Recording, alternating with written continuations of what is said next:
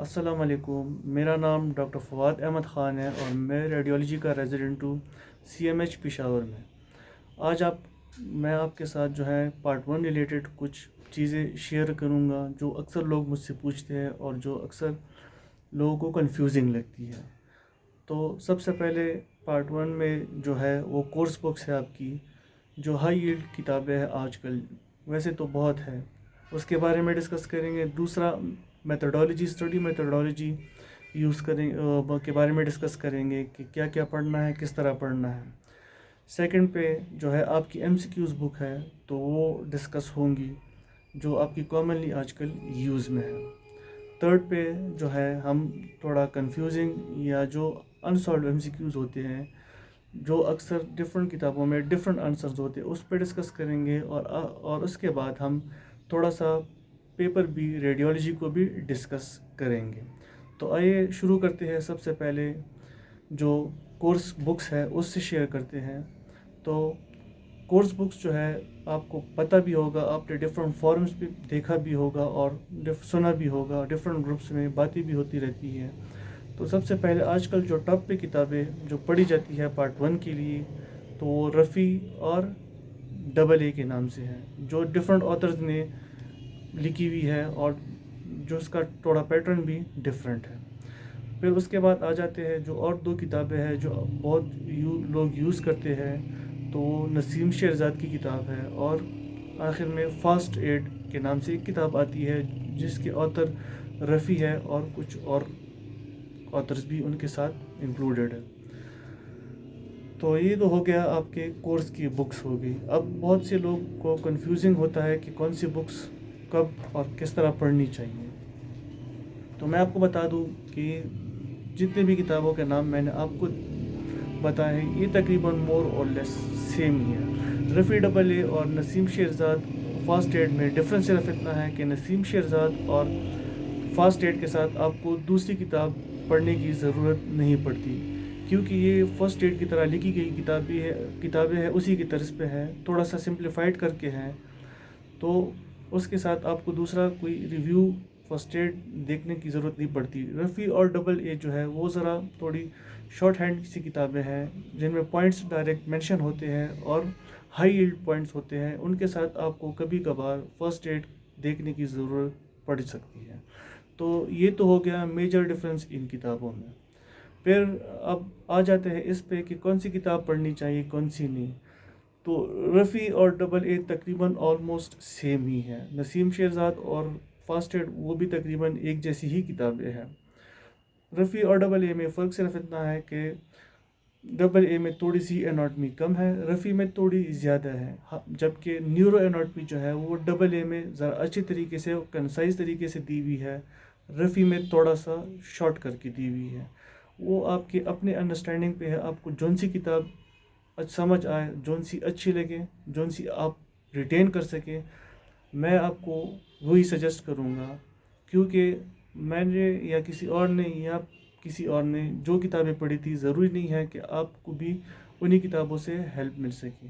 Like for example میں نے خود رفی کتاب پڑھی تھی فار پارٹ 1، ٹھیک ہے نا، تو وہ ڈیپینڈ کرتا ہے۔ دوسرا ہماری جو پاکستانی بکس ہے تو وہ پارٹ 1 کا جو کورس ہے وہ کافی ڈائیورس ہے، ایک کتاب اس کو کور نہیں کر سکتی، ٹھیک ہے۔ AA اور رفی وہ آپ کو FCPS پارٹ 1 پیپر 1 یا پیپر A جس کو بولتے ہیں، اس میں آپ کو بینیفٹ کرے گی، کیونکہ وہ زیادہ تر اس سے ریلیٹڈ ہوتی ہے۔ کچھ MCQs آپ کو پیپر B میں بھی آ سکتے ہیں، لیکن پیپر B پر ہر سبجیکٹ کا اسپیسیفک ہوتا ہے۔ لائک میڈیسن ہے تو اس میں فزیو اور پیتھو زیادہ ہوگی، سرجری ہے تو اس سے ریلیٹڈ سرجری کی اناٹمی کے ریلیٹڈ کوشچنز زیادہ ہو سکتے ہیں۔ ریڈیولوجی ہو گئی تو ریڈیولوجی میں بھی اسی طرح پیپر B وہ اناٹمی پہ زیادہ فوکس ہوتا ہے۔ اب آ جاتے ہیں اس کے بعد MCQs کی کتاب پہ۔ تو MCQs کی جو کتابیں ہیں جو سب سے فیمس ہے، ویسے تو بہت زیادہ کتابیں ہیں، ان میں سے جو ٹاپ پہ ہے وہ SK سیریز ہے، جو AA کے جو آتھر ہیں انہوں نے لکھی ہوئی ہے۔ دوسرا آ جاتے ہیں رفی گولڈن فائلز، دوسری جو MCQs کی کتاب ہے وہ رفی گولڈن فائلز ہے، وہ بھی ایم سی کیوز ہے، ایم سی کیوز کی کتابیں ہیں، اور وہ بھی تقریباً ایس کے مور اور لیس ملتی جلتی ہے۔ پھر ڈیپینڈ کرتا ہے کہ آپ کو کون سی کتاب یا کون سے ایم سی کیوز سمجھ آتے ہیں اور کون سے آپ کو زیادہ ریٹین ہوتے ہیں۔ رفیع کے جو ایم سی کیوز ہے وہ تھوڑا سا ہارڈ ہوتے ہیں، لیکن ان کے ساتھ ایکسپلینیشن کبھی کبھار نہیں دی ہوتی۔ ایس کے جو ایم سی کیوز ہے وہ تھوڑا سا کمپیریٹیولی، آئی ریپیٹ کمپیریٹیولی جو ہے تھوڑا سا ایزی ہوتے ہیں، لیکن وہ جو ہے ان کے ساتھ ایکسپلینیشن ہر ایم سی کیو کے ساتھ آپ کو دی گئی ہوتی ہے، جس کی وجہ سے آپ کو ذرا ایم سی کیو سالو کرنے میں اور اس کو سمجھنے میں آسانی ہوتی ہے۔ اس کے بعد پھر آ جاتے ہیں ایک تو اور بھی جو کتابیں ہیں، جو عاصم اینڈ شعیب ہو گئی یا اور بھی بہت سی کتابیں ہوگی، وہ پہلے بہت ریلیونٹ تھی، ابھی بھی لوگ یوز کرتے ہیں، پر اب جب سب سے زیادہ ریلیونٹ جو ہے وہ رفیع گولڈن پوائنٹس اور ایس کی سیریز بہت زیادہ، کیونکہ ان سے ہی زیادہ تر آپ کا پیپر اے ریپیٹ ہوتا ہے، and at times paper B بھی ریپیٹ ہو سکتا ہے، پر بہت ویریبل ہوتا ہے۔ پیپر بی جو ہوتا ہے وہ ڈپینڈ کرتا ہے اسپیشلٹی ٹو اسپیشلٹی۔ یہ تو ہو گئی آپ کو مطلب بکس کی اور ایم سی کیوز کی کتاب۔ پھر لاسٹ میں آ جاتے ہیں جو آپ کو کمپلیکیٹڈ یا انسالو یا کنفیوزنگ ایم سی کیوز جیسے ہم کہتے ہیں نارمل زبان میں، وہ ایسے ایم سی کیوز کو کہا جاتا ہے جن کا ایک ہی یا مطلب ایک ایگریڈ آنسر نہیں ہوتا۔ کچھ آتھرز ایک آنسر پریفر کرتے ہیں، کچھ آتھرز سیکنڈ آنسر پریفر کرتے ہیں، اور اسی کو ایم سی کیو کو آپ اگر کسی نیٹ پہ ڈال کے دیکھیں یا گوگل پہ سرچ کر کے دیکھیں تو اس کا آنسر بالکل ڈفرینٹ نکلتا ہے۔ تو ان کے بارے میں یہ کہنا چاہوں گا کہ آپ کا جو پیپر ہوتا ہے اس میں تقریباً بمشکل 5-10 یہی ایسے ایم سی کیوز ہوتے ہیں جو کنفیوزنگ ہوتے ہیں یا جو آخر تک سالو نہیں ہو پاتے۔ تو اس کے بارے میں آپ کو ٹینشن لینے کی کوئی ضرورت نہیں، کیونکہ وہ ان کی ویٹیج بہت کم ہوتی ہے، وہ آپ کو خالی چیک کرنے کے لیے دیتے ہیں۔ دوسرا، آپ جون سے بھی آتھر کو فالو کر رہے ہو، میں آپ کو مشورہ دوں گا کہ آپ ایک ہی بک فالو کریں اور ایک ہی آتھر کو فالو کریں، یہ آپ کو آسانی ہوگی ایگزام میں، کیونکہ آپ 2 ڈفرینٹ آتھرس کو فالو کریں گے تو ان کے 2 ڈفرینٹ آنسرز ہوں گے ہر ایم سی کیوز کے، وہ آپ کو بعد میں پھر مسئلہ بنائیں گے، مطلب آپ کو کنفیوز کریں گے اور آپ سے جو ہے نا پیپر پھر سالو نہیں ہو سکے گا۔